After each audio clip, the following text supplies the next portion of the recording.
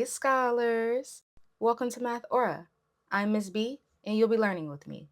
Today, we're going to learn about the distributive property.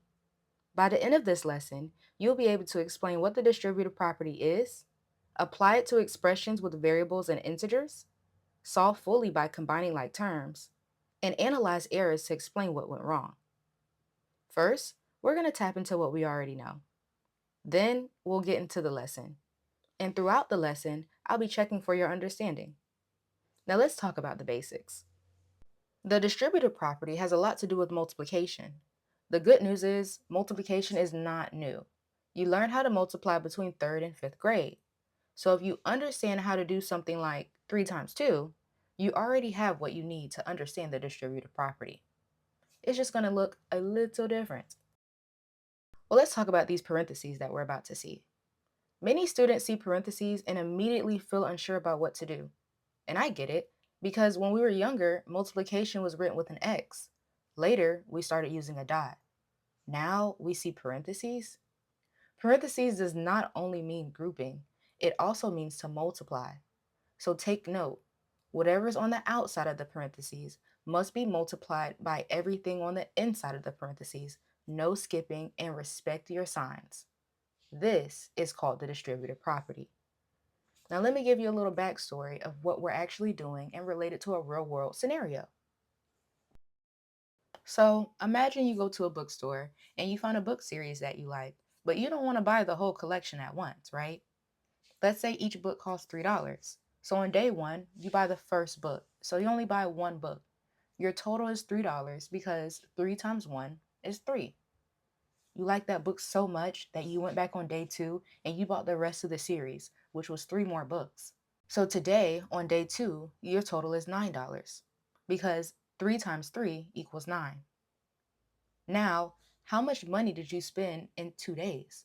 Well, on day 1, you spent $3, and on day 2, you spent $9. So altogether, you spent $12 on books. This is a visual of what you're doing when it comes to distributive property. Now, before we start, I have 3 questions for you. First question is, do you understand how to add and subtract integers?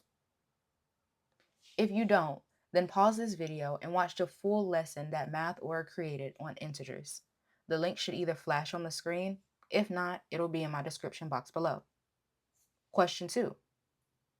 Do you understand how to multiply and divide integers? If you don't, you're going to follow the same process and watch the full lesson on integers. Question 3. Do you understand how to combine like terms? No worries, I have a video on combining like terms. Be sure to watch that lesson before you start the distributive property. Now, if all of your answers were yes, let's get started with example 1. Example 1, the foundation. Here we have 3 times the quantity of 4 plus 5. Remember, parentheses means to multiply. Now I need to identify what terms I have inside of my parentheses. So the first term I have is a 4, and the second term I have is a positive 5.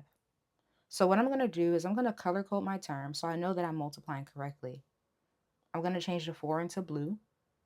And next is what I was talking about when I said you have to respect your signs. Whatever sign is in front of that number, it makes the number either positive or negative. So here we have a plus 5, so I'm going to erase it and rewrite it in green as positive 5.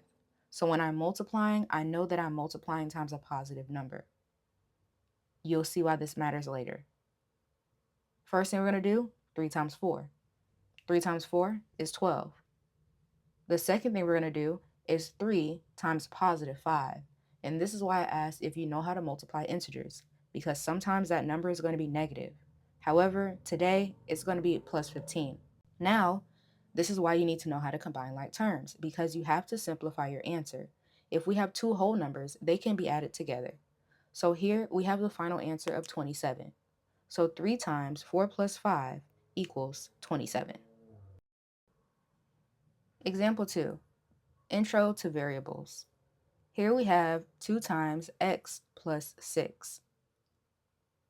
Now, we are graduating from identifying the parentheses as a multiplication sign. We know that already, okay? So let's go ahead and erase that. The first thing I'm going to do is identify my terms. Here we have an x, and then we also have a positive 6. Now I'm going to color code the two terms. I'm going to put my x in blue, and I'm going to put my positive 6 in green. No specific reason, I'm just using two different colors to show you the two different terms. The first thing we're going to do is multiply 2 times x. Before you multiply, remember, there's an imaginary 1 here. So what you're going to do is you're going to multiply the two numbers and keep the x with it. So 2 times 1x equals 2x. The next thing we're going to do is 2 times positive 6. 2 times positive 6 is going to give me a positive 12, so I'm literally going to write plus 12. Now the question here is, can we combine like terms? Well, the first term we have is 2x, so it's part of the x family. And the second term we have is just 12, so that's part of the whole number family. However, if 12 had an x attached to it, okay, then the answer might be 14x, but that's not the case here. 12 does not have an x and it is not part of the x family, so therefore we cannot combine like terms. Our final answer is 2x plus 12. Example 3, integers and variables. So here we're about to work with some negative numbers. We have negative 4 times 2x minus 3x. The first thing I'm going to do is I'm going to identify my terms on the inside. So here we have a positive 2x. I'm going to color code it in blue. In the second term, we have a negative 3x. So therefore, I'm going to write that entire term in green. So when I'm multiplying, I know that I'm multiplying by a negative. The next thing we're going to do is multiply the number on the outside by the first term on the inside. So we have a negative 4 times a positive 2. A negative times a positive is going to give me a negative results. So negative 4 times positive 2 is going to give me negative 8x. Now we're going to do negative 4 times negative 3x. This time, a negative times a negative is equal to a positive. Negative 4 times negative 3x is actually going to be a positive 12x. So I'm going to write plus 12x. Notice the sign is allowed to change when we're following our integer rules. Now we need to determine if we can combine like terms. Well, negative 8 is part of the x family and 12 is part of the x family. So yes, we can combine these two numbers. But the only way we combine them is if we use our adding and subtracting integer rules.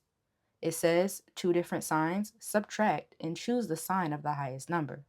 We're going to do 12 minus 8. 12 minus 8 is 4.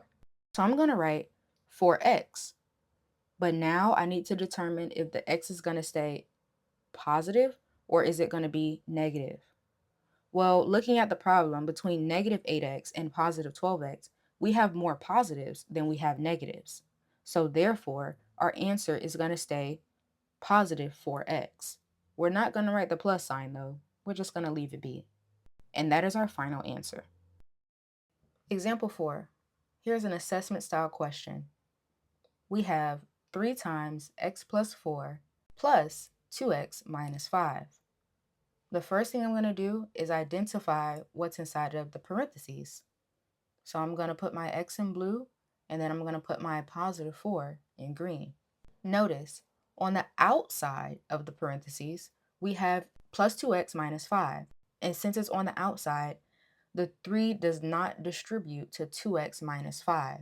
They do not need to be multiplied together because it is standalone terms. So the first thing we're going to do is 3 times x. That gives us 3x. And then we're going to do 3 times 4. And that's going to give us a positive 12. So we're going to write plus 12.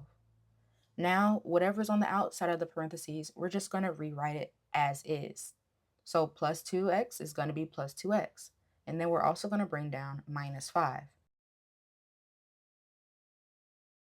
Now, we have some combining to do. So what I'm going to do is I'm going to color code the like terms. So I'm going to put positive 2x in blue, and then I'm going to put negative 5 in green. So now we can clearly see that we have two terms of the x family and two terms of integers, which is negative and positive numbers. So for the sake of the video, I'm going to cover up my integers first, and I'm going to combine my like terms. So once I cover those numbers up, you can clearly see that it says 3x plus 2x. And we're going to do just that. 3x plus 2x equals 5x. We've combined the x family. Now let's cover up the members of the x family and let's focus on our integers. Here we have a positive 12 and a negative 5, right? So we're going to do 12 minus 5, and that's going to be 7. We have more positives than we have negatives, so it's going to be a positive 7. So 12 minus 5 is 7. Our final answer is 5x plus 7. Check for understanding. Pause the video and spot the mistake. The answer is no. They forgot to distribute the positive 4 to the negative 4 inside the parentheses. Let me show you a side-by-side comparison of how one wrong move can change your entire answer. Before you go, make sure you like this video if you understood the lesson. Comment, how did you feel about the assessment style question? And subscribe for more math made clear. Bye, scholars!